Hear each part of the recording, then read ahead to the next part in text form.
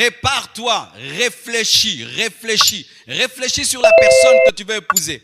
Projette-la dans ton futur et vois si elle sera capable de tenir. Réfléchis sur son comportement. Observe-la. On n'épouse pas quelqu'un qu'on n'a pas observé. Alléluia. Même si ton cœur est parti, si tu n'as pas observé, ramène ton cœur dans le cœur. Dis-lui, je ne le connais pas. C'est pourquoi nous, les chrétiens, on ne se marie pas par coup de foudre. On se marie par amour et par observation et prière et réflexion. Le coup de foudre rend aveugle et les aveugles choisissent mal parce qu'ils peuvent penser que c'est du bonbon alors que c'est du savon. Tu peux tomber amoureux d'un piment et l'amour va te faire croire que le piment est sucré. Mais la vie va te révéler que le piment est pimenté, mais en retard, tu as épousé le piment pensant que c'était le sucre. Si tu n'as pas observé un homme, une femme, ne l'épouse pas.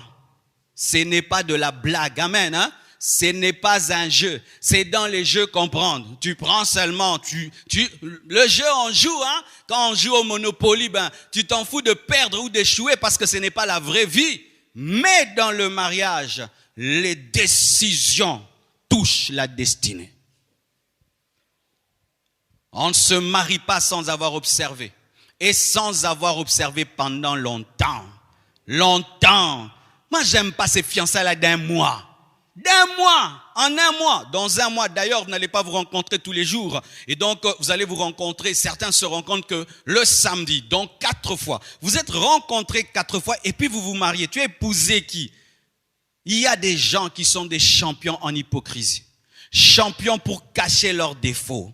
Je vous assure, vous devez savoir qu'il y a des champions pour cacher leurs défauts. Et ils savent que tu es chrétien. Une fois que tu l'as poussé, même si tu vois ses défauts, tu ne peux pas divorcer parce que ces personnes connaissent la parole. Sachez qu'il y a des hypocrites qui savent cacher leurs défauts, leur mauvais cœur, leur tare, toutes ces choses. Et même quand tu es en train de lui parler, moi j'aime pas une femme comme ceci, j'aime pas un homme comme cela, il est en train de cacher, il n'aime pas. Et pendant 2 mois, il peut jouer à un ange. Et lorsque tu l'épouses, le démon se révèle. Le mariage réclame la préparation, la prière. On ne se marie pas sans avoir prié suffisamment. J'ai lu le livre d'un homme qui s'appelle Zacharias Tanefamoun. Il avait une église, il est mort. Et lui, il avait un principe. Sa fille ne pouvait pas lui présenter un homme sans avoir prié pendant 1 année. 1 année de prière avant de dire à papa, tel veut m'épouser. Vous voyez le sérieux. Mais toi, tu as prié combien de temps pour dire oui? On te demande la main lundi et puis tu dis mardi oui.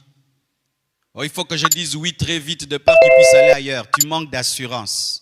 Tu ne connais pas le Dieu de ta destinée.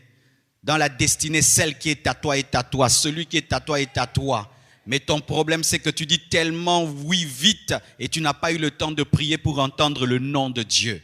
Et lorsqu'on prie, on prie de manière neutre. Tu ne dois pas être subjectif et tu ne dois pas avoir une position où tu as déjà dit oui dans ton cœur et tu vas vers Dieu pour qu'il te dise s'il a dit oui ou non. Non. Lorsque tu vas poser une question à Dieu, tu ne dois pas avoir de position et tu dois te disponibiliser à recevoir un non ou un oui. Mais si déjà tu as déjà dit oui dans ton cœur, tu entendras le oui du diable. Car sachez que lorsque le diable veut détruire une destinée, il imite la voix de Dieu. Et il te parlera comme s'il est le Saint-Esprit et tu vas t'engager pensant que tu écoutais Dieu alors que tu as entendu le diable ou tu as entendu ta propre voix.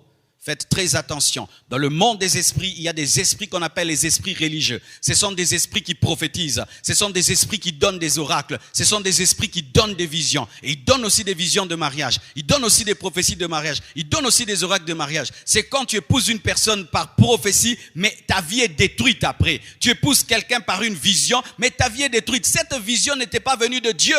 Et faites attention, vous qui êtes tout le temps. J'ai vu, j'ai entendu. Après tout ça, après avoir vu, entendu, tu dois être capable d'observer la personne parce que Dieu ne peut pas te donner une pierre lorsque tu demandes du pain. Alléluia. Prier et tu pries jusqu'à te fatiguer. Tu dois vraiment prier tant que tu n'as pas sérieusement prié prié avant de te marier, tu ne prends pas au sérieux le mariage. Le mariage peut détruire ta vie, il peut détruire ta destinée, il peut détruire ta santé, il peut détruire tous tes projets, il peut détruire ton ministère, il peut détruire tes finances, il peut détruire ta joie, ta paix, il peut tout détruire. Et quelque chose qui peut tout détruire dans ta vie, tu pries pendant 2 jours et puis tu dis oui à un homme. Les sœurs, l'homme qui te demande la main a pris le temps de prier avant de te demander la main. Mais les hommes, lorsqu'ils ont prié pendant longtemps avant de demander la main, lorsqu'ils vont vers les femmes, ils leur donnent que 2 jours ou 1 semaine. Lui, il a eu des mois et des mois pour prier, pour t'observer. Mais lorsqu'il vient vers toi, je te donne 1 semaine. Ça, c'est un égoïste spirituel. Alléluia. Autant il a eu tout le temps. Toi aussi, tu dois avoir tout le temps. Alléluia. Donne-moi tout le temps. Il s'agit d'un engagement sérieux. Alléluia. D'un engagement sérieux. Même des fois pour prendre la décision d'étudier quelque part, la décision de voyager quelque part, les gens prennent 1 mois ou 2 mois pour réfléchir. Mais quand il s'agit du mariage, les gens prennent 2 jours, 3 jours. Vous ne prenez pas au sérieux le mariage. Alléluia.